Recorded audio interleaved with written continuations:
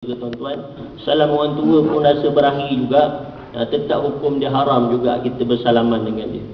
Jadi muslimin dan muslimat dirahmati Allah Subhanahu wa taala. Banyak benda-benda lain dia kata, mengkritik makanan, pergi rumah orang makanan tak sedap lah kata. Kuih dia tak macam almond London dekat rumah sebelah tadi. Ini kacang dia kecil, sana kacang dia besar. Komplain tuan-tuan Dalam depan tuan rumah kita komplain. Ini semua adat-adat yang salah. Ingatkan orang rumah kita, orang perempuan selalu begitu. Orang perempuan selalu begitu. Pergi bergaya rumah orang kaya dahulu. Saudara mara kita yang hidup mewah, rumah besar, kereta cantik, duit raya besar, duit raya pun besar, dia bagi kita, itu kita pergi dahulu. Itu yang miskin, saudara kita yang miskin bila nak pergi last sekali. Pergi rumah Pak Angah dulu lah, Pak Long kemudian lah. Pak Angah selesa sikit rumah. TV LCD 40 inci besar tuan-tuan. Tengok cerita, pergi rumah dia, duit raya pun besar, makan pun sedap, selesa. Rumah jalan pun masuk senang. Tu nak pergi rumah Pak Long tu, rumah nak jalan pun pergi hati ayam. Panas pula tu, anak ramai, makan pun tak apa yang ada tak tahu. Tu biar last sekali pergi tu. Tu yang kita pergi last sekali. Sepatutnya kita pergi yang susah dahulu, yang miskin tu kita pergi dahulu tuan-tuan. Raya pergi saudara kita yang susah dahulu, yang miskin kita pergi berziarah dulu. Sebab apa? Kalau ada apa-apa kekurangan pada dia, ada apa-apa keperluan yang kita boleh bantu, kita bantu. Duit raya dulu pada orang miskin tu yang afdal. Duit raya bagi kepada saudara kita yang susah tu yang afdal. Bagi lebih sikit bantuan dia untuk hari raya dia. Jadi muslimin dan muslimat dirahmati Allah Subhanahu wa taala. Kita harapkan apa yang dapat kita lakukan sewaktu Ramadan dahulu terus kita dapat beristiqamah. Seperti hari ini tuan-tuan dan puan-puan datang solat berjemaah. Ini satu perkara yang penting untuk kita faham. Kenapa kita hadir solat berjemaah? Sebab itu tanggungjawab kita sebagai seorang muslim, sebagai seorang muslimat. Dan kelebihan berjemaah ni kalau kita tak pandang secara teliti, kita tak nampak. Hanya orang pandang kelebihan berjemaah ni berapa kali ganda? 27 kali ganda pahala. Sebenarnya kelebihan dia yang lain banyak. Banyak sekali. Apa kelebihan yang lain tuan-tuan dapat bila solat berjemaah? Pastinya kelebihan. Kalau kita kaitkan dengan rumah kita punya masjid, pertama kelebihan kita berjalan kaki ataupun kita berkendaan menuju ke masjid, pahala itu kita dapat. Tuan-tuan seorang-seorang kat rumah tawaflah 10 kali dalam rumah tu, takkan dapat pahala berjalan ke masjid. Takkan dapat tuan-tuan dan puan-puan.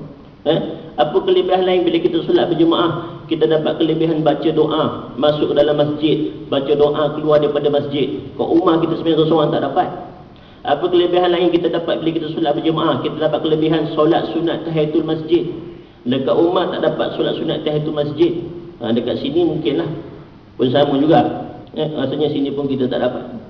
Lepas ni boleh pergi masjid ramai-ramai kosong suruh semua pergi masjid. Jadi nak ceritakan dapat solat sunat tahiyatul masjid. Apa kelebihan lain bila kita solat berjemaah? Kita dapat iktikaf di masjid. Apa lagi kita dapat? Kita dapat duduk dalam majlis ilmu. Apa lagi yang kita dapat? Kita dapat duduk saf yang pertama. Apa lagi kita dapat? Kita dapat takbir bersama dengan imam. Kita dapat mengaminkan bacaan Fatihah imam. Kita dapat menegur imam bila imam lupa. Kita dapat berdoa bersama dengan imam, dapat bersalam-salaman, dapat mengukuhkan ukhuwah, dapat berkenalan, silaturahim. Banyak lagi muslimin dan muslimat yang kita takkan dapat bila kita solat seorang diri dekat rumah. Tak dapat.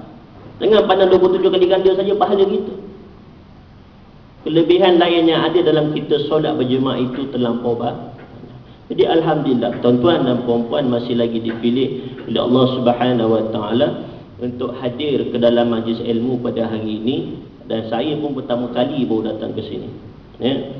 Saya baru pertama kali datang ke sini, ini pun ganti alhamdulillah. Jadi hari ini saya nak berkongsi dengan tuan-tuan dan puan-puan satu hadis. Kita ambil satu hadis sebagai kita punya orang kata penambahan ilmu kita kaitan dengan agama. Satu hadis kita perdengarkan dan cuba kita ambil sedikit pengajaran daripada hadis ni. Hadis dia panjang dan kita cuba amalkan. Hadis Rasulullah SAW banyak kelebihan dia.